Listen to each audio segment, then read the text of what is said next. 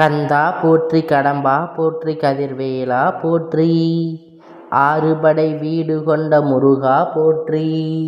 என் அன்பு செல்லமே, உன் கனவுகளை நிஜமாக்க, உன் மனதில் இருப்பதை நடத்தி தர, நீ என்னிடம் வேண்டியது பலிக்கச் செய்ய ஒரு உபாயத்தை கூறவே நான் உன்னை தேடி வந்துள்ளேன். நீ என்னிடம் அன்பை எதிர்பார்க்கிறாய், பாசத்தை எதிர்பார்க்கிறாய். நீ வேண்டியவற்றையெல்லாம் நான் நிறைவேற்றி தர வேண்டும் என்று எதிர்பார்க்கிறாய். உன் வாழ்க்கையில் நீ கேட்டது எல்லாம் கிடைக்க வேண்டும் என்று, நீ நினைத்ததெல்லாம் நடக்க வேண்டும் என்று என்னிடம் நீ எதிர்பார்க்கிறாய். இந்த எதிர்பார்ப்புகளில் ஒரு தவறும் இல்லை. தன் தகப்பனிடம்தானே தன் பிள்ளை உரிமையுடன் எதிர்பார்ப்புகளை வளர்த்து கொள்ள முடியும். தன் பிள்ளை எதிர்பார்ப்புகளை நிறைவேற்றுவதுதானே ஒரு தந்தையின் கடமையாக இருக்க முடியும். ஆனால் உன் அப்பனாக நான் உன்னிடம் எதிர்பார்ப்பது ஒன்றே ஒன்று மட்டும்தான். நாள்தோறும் நான் உனக்கு அன்றைக்கான சத்திய வாக்கினை தர தவறாமல் வந்து விடுகிறேன் அல்லவா? அதே போல நீயும் எனக்கு ஒரு சத்திய பிரமாணம் செய்துவிட வேண்டும். உன்னிடம் எதிர்பார்க்கும் இந்த ஒன்றை நாள்தோறும் 5 முறை என்னிடம் நீ சொல்லிவிட வேண்டும். ஆத்மார்த்தமாக மனமார்ந்த இந்த வார்த்தைகளை நீ என்னிடம் சொல்லிவிட வேண்டும். இப்பொழுது நான் கூறும் இந்த வரிகளை தினம் சத்திய பிரமாணமாக சொல்லிக்கொண்டு வரும் பொழுது உன் மீதான என் அன்பு 1000 மடங்காக அதிகரிக்கும். என் மீதான உன் நம்பிக்கை பல மடங்கு அதிகரிக்கும். நான் உன்னிடம் அடிக்கடி கேட்டுக்கொள்வது என்னவென்று தெரியுமா? பிரச்சனைகளை சந்திக்கும் பொழுது, சோதனைகளை சந்திக்கும் பொழுது தனியாகவே நின்று போராடி கொண்டிருக்கிறாயே, எல்லாவற்றிற்கும் என் துணையை அணுகு. போராடி ஓயும் தருவாயில் எல்லா பாரத்தையும் என்னுடைய பாதத்தில் இறக்கிவிடு. என்னிடம் பூரண சரணாகதி அடைந்துவிடு. நான் என் பிள்ளைகளிடம் எதிர்பார்ப்பது இந்த பூரண சரணாகதியை மட்டுமே. நீ என்னை முழுமையாக நம்பி உன் வாழ்க்கையில் என் கையில் கொடுத்து விட்டால், அன்னையின் கருவறையில் இருக்கும் சிக்குவை போல உன் வாழ்வை நான் காப்பாற்றி தருவேன். சரணாகதி என்பது வெறும் உன் வார்த்தைகளில் மட்டும் இருக்கக்கூடாது. மனமுணர்ந்து மனமாற நீ என்னிடம் சரணாகதி அடைய வேண்டும். உன் வாழ்க்கையை என் பொறுப்பில் நீ ஒப்படைக்க வேண்டும். ஒரு முறை நீ பூரண சரணாகதி அடைந்து விட்டால் அதற்கு பின் இந்த கவலைகளும் கண்ணீரும் உன்னை விட்டு போய்விடும். நீ எதிர்பார்க்காத, பயப்படக்கூடிய எந்த விஷயங்களையும் கவலைப்பட மாட்டாய். எந்த விஷயத்தையும் நினைத்து நீ பயப்பட மாட்டாய். ஏனெனில் உன் பொறுப்பில் இருக்கும் முன் வாழ்க்கை நீ என்னை சரணாகதி அடைந்து அடுத்த நொடியில் என் பொறுப்பில் வந்துவிடும். அதன் பிறகு எதிர்காலத்தை பற்றி நீ கவலைப்பட ஒன்றுமே இல்லை. சரணாகதி அடைவதை பற்றி நீ முழுவதுமாக புரிந்து கொண்டால் அதற்கு பின் உனக்கு என்னிடம் எந்த பிரார்த்தனையும் மிச்சம் இருக்காது. என்னிடம் வேண்டுவதற்காக உனக்கு ஒன்றும் இருக்காது.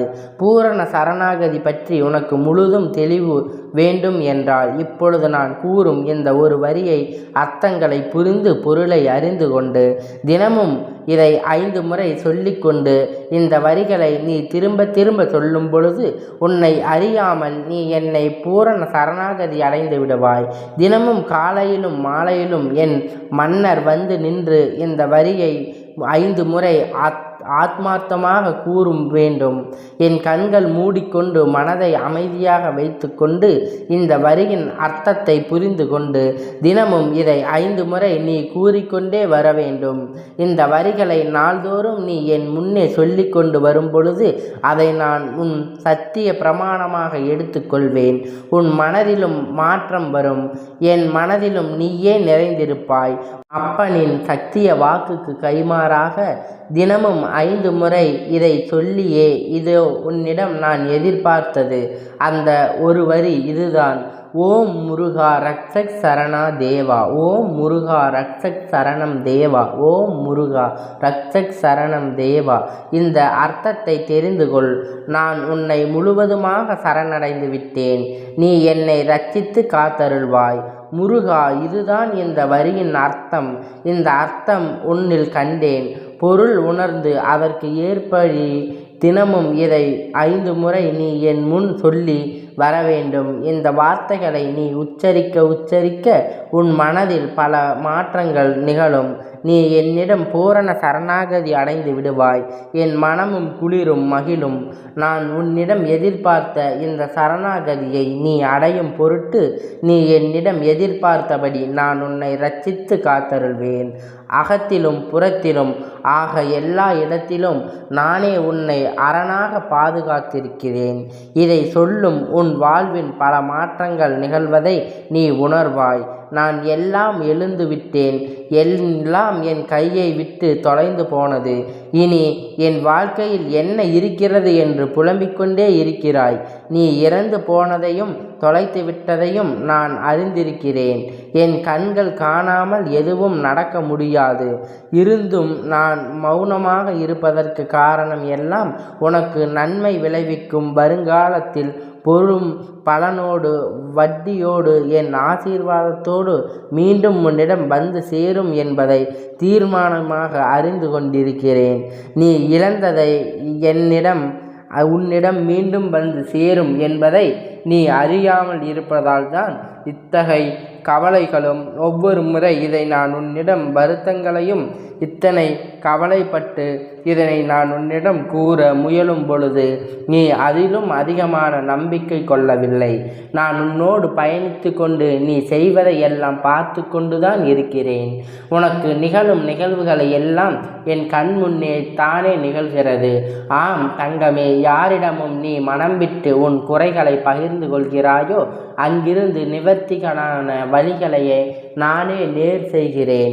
யாரை தேடி போகிறாயோ அவராகவே நான் இருந்து உன்னை வரவேற்று உபசரிப்பேன். உனக்கு பிரியமானவர்கள் உனக்கு ஆசை கூறுவார்கள், ஆறுதல் மொழிகளை தருவார்கள், நம்பிக்கை வார்த்தைகளை உதிப்பார்கள். அந்த வார்த்தைகளும் ஆசிகளும் வழங்குவதும் நானே என்று தெரிந்து கொள். சோதனை காலத்தில் உன்னோடு யாரேனும் பயணித்தால் அது நானே. இப்படியாக நீ எங்கு சென்றாலும் எங்கு பயணித்தாலும் யாரிடம் பேசினாலும் எல்லாவற்றிலும் நானே எதிர்த்து இருக்கிறேன். ஏனெனில் உன் வாழ்க்கை பொறுப்பாளி நானே. உனக்கான அனைத்தையும் நான் உன்னிடத்தில் சேர்ப்பேன். கண்ணீர் விடாதே, உனக்கான அனைத்தும் தயாராக உள்ளது. அது மற்ற விஷயங்களைப் போல நிலையற்றது அல்ல. உன் வாழ்க்கைக்கு அர்த்தத்தை கொடுக்கும் பொக்கிஷம். ஆம் செல்லமே, அர்த்தமற்ற உன் வாழ்க்கைக்கு அர்த்தத்தை நிறைக்கும் ஒரு பொக்கிஷத்தை நான் உனக்கு வழங்கப் போகிறேன். அழகான அன்பான என் ஆசைகள் நிறைந்த பொக்கிஷம் அது உன் கரங்களை நிறைக்க போகிறது. நீ என்னிடம் எதிர்பார்த்த ஏங்கியதை விட பல மடங்கு உயர்ந்த பொக்கிஷம் அது. உன் வாழ்க்கையை அழகாக்கி அர்த்தமாக்கி ஆனந்தமாக்கி தரும். இனி எதையும் இழந்துவிட்டோம் என்று வருந்தாதே. நீ எதிர்பாராத பொக்கிஷம் உன் கையில் சீரும் சிறப்புமாக வரும் நேரம் இது.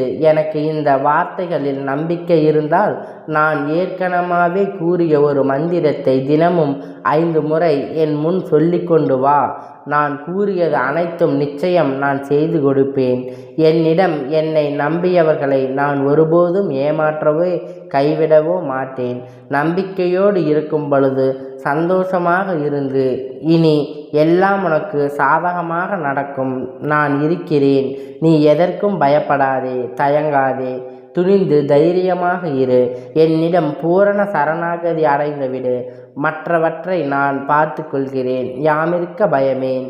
கந்தா போற்றி, கடம்பா போற்றி, கதிர்வேலா போற்றி, 6 படை வீடு கொண்ட முருகா போற்றி.